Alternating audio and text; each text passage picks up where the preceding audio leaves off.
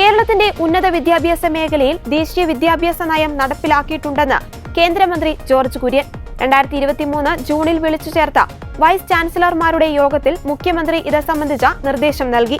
അതിന്റെ അടിസ്ഥാനത്തിൽ സംസ്ഥാനത്തെ സർവകലാശാലകൾ നയം നടപ്പിലാക്കിയിട്ടുണ്ടെന്നും സർക്കാർ കാപട്യം കളയണമെന്നും ജോർജ് കുര്യൻ ആവശ്യപ്പെട്ടു. Why this hypocrisy? Didn't they sign it anyway? Just give me the letter. No, it's like saying, no, I won't be affected anymore. Isn't a letter worth the price of paper? I want to say that this hypocrisy should be avoided. The fate of these children is their right.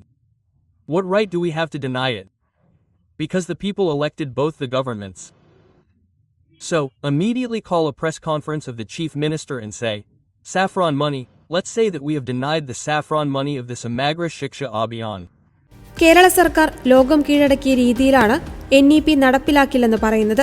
എന്നാൽ ഉന്നത വിദ്യാഭ്യാസ മേഖലയിൽ 2023 June 5 മുഖ്യമന്ത്രി നേരിട്ട് വിളിച്ച vice ചാൻസലർമാരുടെ യോഗത്തിൽ NEP നടപ്പിലാക്കുവാൻ ആവശ്യപ്പെട്ടു. ആഗോള സിലബസ് ആണെന്നാണ് അന്ന് മുഖ്യമന്ത്രി പറഞ്ഞത്. കേന്ദ്രത്തിന്റെ NEP സിലബസ് ആണത്. എന്തിനാണ് ഈ കാപട്യം? സർക്കാർ സ്കൂളിൽ പഠിക്കുന്ന കുട്ടികൾക്കാണ് ഇതിന്റെ നഷ്ടമെന്ന് ജോർജ് കുര്യൻ പറഞ്ഞു. ഉന്നത വിദ്യാഭ്യാസ മേഖലയിൽ ആഗോള സിലബസ് എന്ന് പറഞ്ഞ് NEP നടപ്പിലാക്കാമെങ്കിൽ ചൈനീസ് സിലബസ് ആണെന്ന് പറഞ്ഞ് സ്കൂളുകളിൽ നടപ്പിലാക്കിക്കൂടെയെന്നും അദ്ദേഹം പരിഹസിച്ചു. രൂപയുടെ കളറെല്ലാം ഒന്നല്ലേ എന്നും ഫണ്ടിനെങ്ങനെ കാവിനിറം വരുന്നേയെന്നും അദ്ദേഹം ചോദിച്ചു. സർക്കാരിന്റെ അധികാരഗർഭ പാവപ്പെട്ട കുട്ടികളെ വഞ്ചിക്കുകയാണ്. അവർക്ക് നല്ല വിദ്യാഭ്യാസം ലഭിക്കില്ല. തൊഴിലധിഷ്ഠിത കോഴ്സുകളാണ് NEP മുന്നോട്ട് വയ്ക്കുന്നത്. 6ാം ക്ലാസ് മുതൽ മാനുഫാക്ചറിംഗ് ഉൾപ്പെടെയുള്ള തൊഴിലുകളെപ്പറ്റിയുള്ള ബോധം കുട്ടികൾക്ക് നൽകും. 9ാം ക്ലാസ് മുതൽ അവർക്ക് സ്കിൽ ട്രെയിനിംഗ് നൽകും.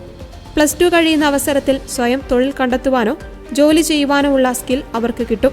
ഇത് തടയുന്നതിലൂടെ പാവപ്പെട്ടവന്റെ കുട്ടികളെ വഞ്ചിക്കുകയാണ് സംസ്ഥാന സർക്കാർ ചെയ്യുന്നതെന്നും അദ്ദേഹം പറഞ്ഞു.